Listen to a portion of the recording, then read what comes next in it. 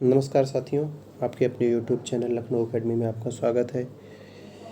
जैसा कि आप लोगों को पता होगा कि आने वाले 15-16 अक्टूबर को यूपी ट्रिपल एससी पेट का एग्ज़ाम है और आने वाले समय में बीडीओ का भी एग्ज़ाम है। एसएससी के बहुत सारे एग्ज़ाम लगे हैं, एयरफोर्स, एनडीए, नेवी। तो आज हम लोग बात करेंगे संविधान के भाग के बारे में। तो संविधान के भाग से जो प्रश्न हैं पिछले कई सारे एग्ज़ामों में पूछे जा चुके हैं, तो हम लोग आज संविधान के भाग के बारे में बात करेंगे। तो आप लोगों को पता होगा संविधान में 22 भाग हैं और उन 22 भागों से कहीं ना कहीं पिछले कई सारे एग्ज़ामों में, यूपी के एग्ज़ाम में, यूपी ट्रिपल एससी पेट में, एसएससी के एग्ज़ाम में, ग्रुप डी में, एसएससी जीडी में, बहुत सारे एग्ज़ामों में इनसे प्रश्न बनते हैं, बहुत ज़्यादा इम्पोर्टेंट है। तो हम लोग आज बात करेंगे संविधान के भाग के बारे में। तो चलिए हम लोग देखते हैं भाग 1 के बारे में कि भाग 1 में क्या है। भाग 1 में जो है आपका संघ और उसके राज्य क्षेत्र हैं और इसका अनुच्छेद जो है आपका अनुच्छेद 1 से 4 तक इसमें बताया गया है। तो इस भाग 1 में जो है आपका संघ का क्या नाम होगा और नए राज्यों का प्रवेश कैसे होगा, अगर नए राज्यों का प्रवेश किया गया है उनकी सीमाओं, उनके नामों में परिवर्तन करना है तो ये सब कैसे होगा। और भाग 2 में जो बताया गया है, इसमें भाग 2 में है नागरिकता। भाग 2 में नागरिकता है। नागरिकता से भी बहुत सारे प्रश्न आते हैं, कई सारे एग्जामों में नागरिकता से भी भाग के बारे में भी पूछा जा चुका है कि नागरिकता किस भाग में है। और नागरिकता का उल्लेख जो है आपका 5 से 11 तक है।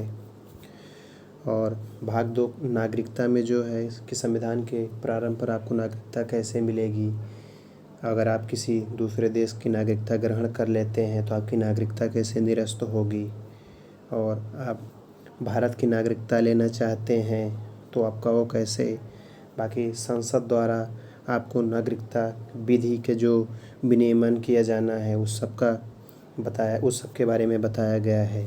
और भाग 3 के बारे में जो है, भाग 3 में जो है आपका मौलिक अधिकार मतलब मूलभूत अधिकार के बारे में वर्णन है। जैसा कि आप लोगों को पता होगा मूलभूत अधिकार में अनुच्छेद जो है आपका 12 से 35 तक है। तो इसके बारे में बताया गया है।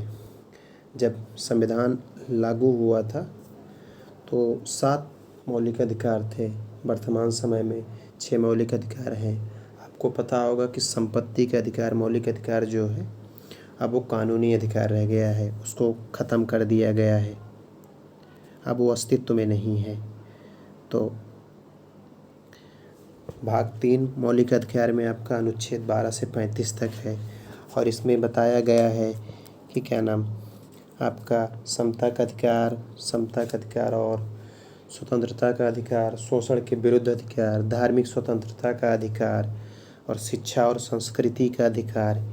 भाग 3 मौलिक अधिकार में इन सब चीज़ों का वर्णन किया गया है। भाग 3 जो है आपका 12 से अनुच्छेद 35 तक इसका वर्णन किया गया है। और भाग 4 में आपका राज्य के नीति निर्देशक तत्वों के बारे में बताया गया है और इसका अनुच्छेद जो है 36 से 51 कि राज्य का क्या कर्तव्य होगा, इसके बारे में वर्णन किया गया है। और इसमें बताया गया है कि आपको समान न्याय और निःशुल्क ग्राम पंचायतों का संगठन, बालकों के लिए निःशुल्क शिक्षा, आंगनबाड़ी, कृषि सुधार और पशुपालन आदि चीज़ें जो हैं भाग 4 में ही हैं। भाग 4 में ही इनका उल्लेख किया गया है। और चलिए हम लोग बात करते हैं भाग 4 का आ के बारे में। आप लोगों को पता होगा भाग 4 का ए जो है ये बाद में जोड़ा गया है। इसमें जो है मूल कर्तव्यों का उल्लेख किया गया है। और आप लोगों को पता होगा कि वर्तमान समय में हमारे 11 मूल कर्तव्य हैं। जब ये लागू किया गया था तो इसमें 10 मूल कर्तव्य थे, बाद में इसमें एक मूल कर्तव्य और जोड़ा गया।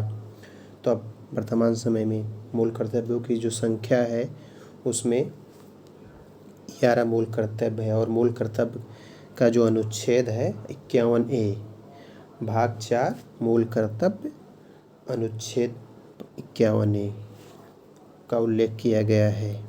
हम लोग बात करते हैं भाग 5 के बारे में। भाग 5 के बारे में संघ का उल्लेख है और इसका अनुच्छेद जो है 52 से 151 है। भाग 5 संघ में राष्ट्रपति के बारे में बताया गया है, उपराष्ट्रपति के बारे में बताया गया है, संसद के बारे में बताया गया है कि राष्ट्रपति पे महाभियोग कैसे लगेगा, राष्ट्रपति का चुनाव कैसे होगा, बजट के बारे में बताया गया है, भारत के महानियंत्रक और लेखा परीक्षक। मतलब भाग 5 काफ़ी बड़ा है, इसमें बहुत सारी चीज़ों का विस्तृत वर्णन किया गया है।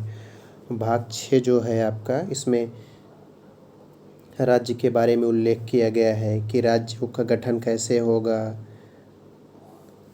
और भाग 6 का अनुच्छेद जो है 152 से 237 तक है और इसमें बताया गया है कि उपराज्यपाल की नियुक्ति कैसे होगी, विधानसभा का गठन कैसे होगा, विधान परिषद का गठन कैसे होगा जिन राज्यों में है। तो ये सब भाग 6 में उल्लेख किया गया है। और भाग 7 जो है आपका, ये वर्तमान समय में है नहीं, इसको निरसित कर दिया गया है, मतलब निरस्त कर दिया गया है, मतलब कैंसिल कर दिया गया है।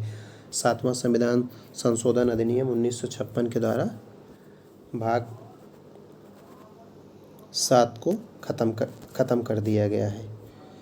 और भाग 8 में जो है आपका संघ है और उसके भाग 7 संघ और उसके राज्य क्षेत्र, मतलब जो केंद्र शासित प्रदेश हैं उनमें प्रशासन कैसे होगा उनके बारे में विस्तृत वर्णन किया गया है। और भाग 8 में जो है आपका अनुच्छेद 239 से लेके 242 तक वर्णन किया गया है। और भाग 9 जो है, भाग 9 जो में आपका पंचायत का विस्तृत वर्णन किया गया है और इसका अनुच्छेद जो है अनुच्छेद 243 से 243 तक कि पंचायत का गठन कैसे होगा, पंचायतों का कार्यकाल कैसे कितना रहेगा, तो पंचायत के चुनाव में कौन कौन भाग ले सकता है, मतलब जितने भी हैं सारी इसमें क्राइटेरिया भाग 9 में बताया गया है। और भाग 9 का एक के बारे में आपको पता होना चाहिए कि ये बाद में लागू किया गया है और इसमें जो है आपका नगर पालिका के गठन में बताया गया है और इसका अनुच्छेद जो है आपका 243 से 243 ZG तक है। भाग 9 नगर पालिकाएँ, अनुच्छेद 243 से अनुच्छेद 243 ZG तक है। और भाग 10 में है अनुसूचित जनजाति क्षेत्र की और इसका अनुच्छेद जो है आपका 244 से 244 तक है। इसमें बताया गया है कि अनुसूचित जाति के बारे में कि उनका राज्य क्षेत्र क्या होगा कैसे होगा, इसके बारे में विस्तृत वर्णन किया गया है। और अब हम लोग देखते हैं भाग 11 के बारे में। भाग 11 में जो है संघ है और उसके संघ और राज्यों के बीच संबंध है।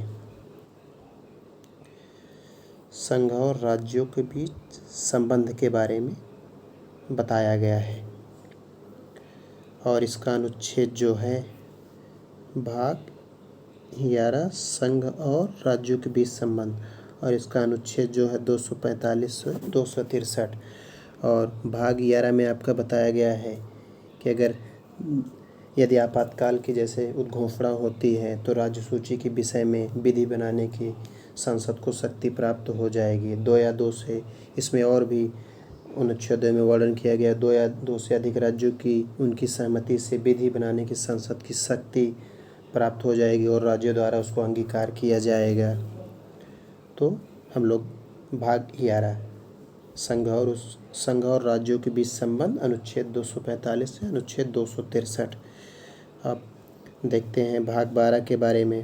भाग 12 में जो दिया गया है वित्त, संपत्ति, संविदाएं और वाद। भाग 12 अनुच्छेद 264 से 300A। और हम लोग देखते हैं भाग 13 के बारे में। भाग 13 में जो दिया गया है, भारत के राज्य क्षेत्र के अंदर व्यापार, वाणिज्य और समागम, अनुच्छेद 301 से इसमें अनुच्छेद 307 के बारे में वर्णन किया गया है। और भाग 14 में जो है संघ और राज्यों के अधीन सेवाएं, जैसे इसमें यूपीएससी, अखिल भारतीय सेवाएं, इसमें आदि का वर्णन किया गया है। और इसका अनुच्छेद जो है अनुच्छेद 308 से लेकर अनुच्छेद 323 तक है। और हम लोग देखते हैं भाग 14A अधिकरण, और इसका जो है अनुच्छेद आपका अनुच्छेद 323A से 323B तक है। और हम लोग बात करते हैं भाग 15, जो कि मोस्ट इम्पॉर्टेंट है। बहुत सारे एग्जामों में पूछा गया है कि निर्वाचन आयोग का संबंध किस भाग से है। तो इसका अनुच्छेद जो है भाग 15 निर्वाचन आयोग का निर्वाचन आयोग कह लीजिए या चुनाव आयोग कह लीजिए, इसका अनुच्छेद जो है 324 से 329 के है।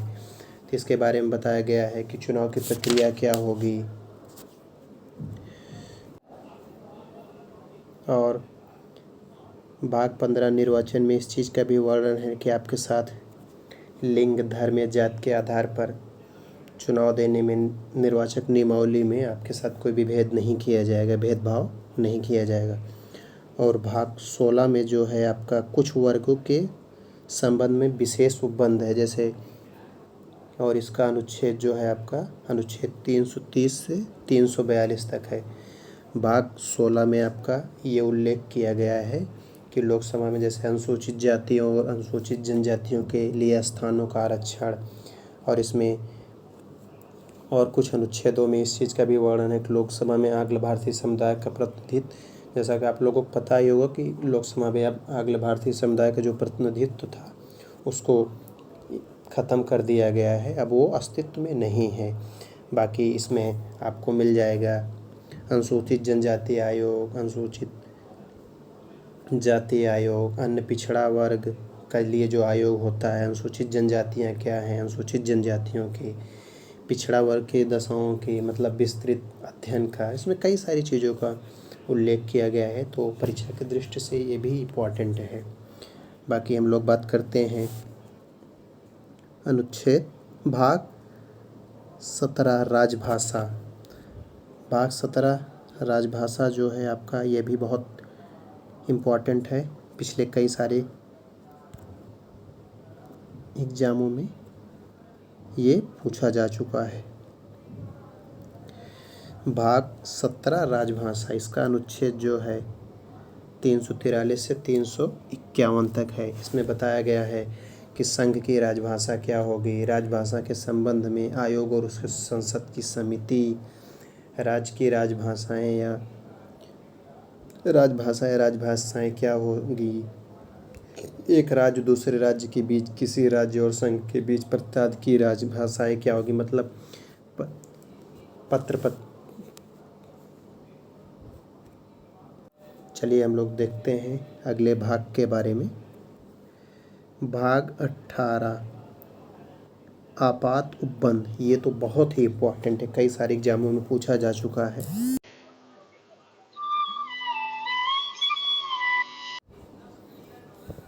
भाग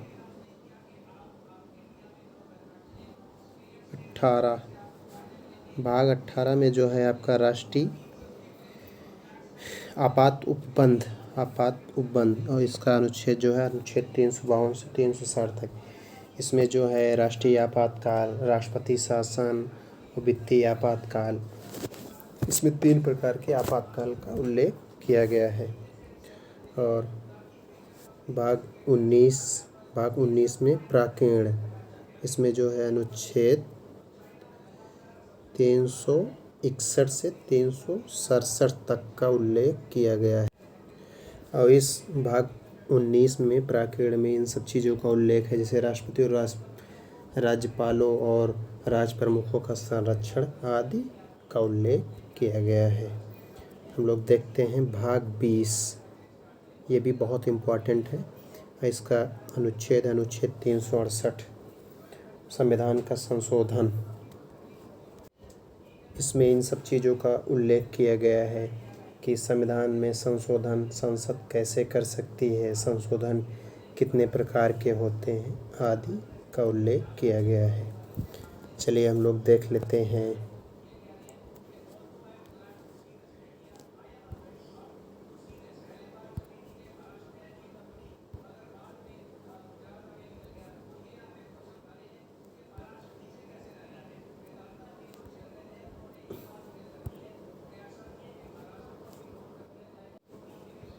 भाग 21 के बारे में। भाग 21 में है आपका अस्थायी संक्रमणकालीन और विशेष उपबंध।